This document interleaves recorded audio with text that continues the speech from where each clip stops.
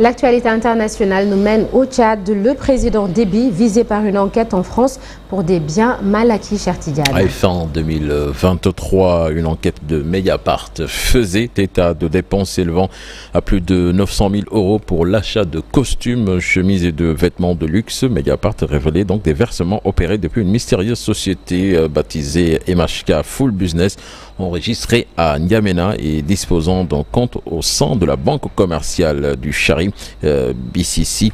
L'enquête préliminaire donc a été ouverte dès le mois de janvier par le parquet national financier pour détournement de fonds publics et recel. Le premier virement suspect aurait été réalisé par Mahamat Idriss Déby Itno début décembre 2021 et le second le 4 mai 2023. Au total, le président tchadien aurait déboursé plus de 915 000 euros pour acheter des vêtements de luxe chez un célèbre tailleur parisien. Dans sa récente biographie, Mahamat Idriss Déby était revenu sur cette affaire qu'il considère comme un symbole de la manipulation en politique et aurait été monté de toutes pièces par Abakar Manani, ex-conseiller chargé des affaires présidentielles et ministre tombé en disgrâce.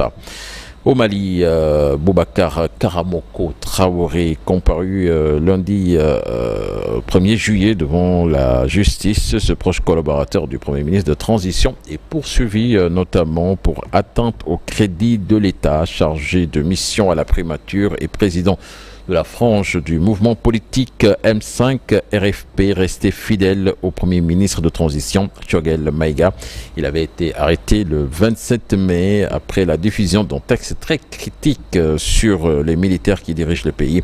Boubacar Karamoko Traoré n'a pas encore été fixé sur son sort, mais le parquet a requis 1 an de prison ferme à son encontre. En Tunisie, une élection présidentielle sera organisée le 6 octobre 2024. Une annonce donc du chef de l'État Kais Saïd au pouvoir depuis 2019 et dont le mandat de 5 ans touche à sa fin. Le président est accusé depuis plusieurs années d'une dérive autoritaire et le doute a longtemps plané sur la date de ce nouveau scrutin depuis l'adoption de la nouvelle constitution de 2022 et de la loi électorale. Aux États-Unis, à présent, l'ancien président américain Donald Trump devrait connaître la semaine prochaine sa sentence dans le procès de l'affaire Stormy Daniels, dans laquelle il avait été reconnu coupable de 34 délits. Finalement, donc, c'est le 18 septembre que le verdict sera rendu avant l'élection présidentielle à laquelle Donald Trump est candidat, mais après la primaire du parti républicain.